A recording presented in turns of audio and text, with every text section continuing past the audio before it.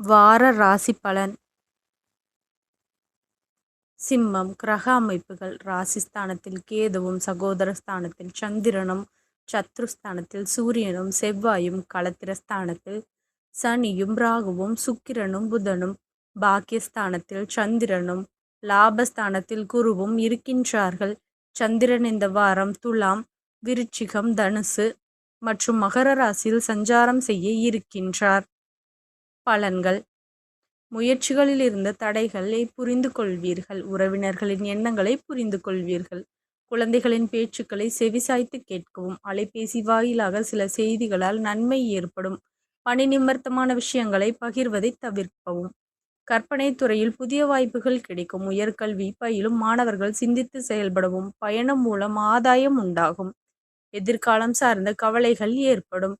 எதிர்பாராத சில விரயங்கள் உண்டாகும். பெண்களுக்கு மனதளவில் புதிய தன்னம்பிக்கை ஏற்படும். தடைப்பட்ட சில வரவுகள் கிடைக்கும். எதிர்பாலின மக்களால் ஆதாயம் உண்டாகும். நெருக்கமானவர்களின் தேவைகளை நிறைவேற்றி வைப்பீர்கள். உடல் ஆரோக்கியத்தில் கவனம் வேண்டும்.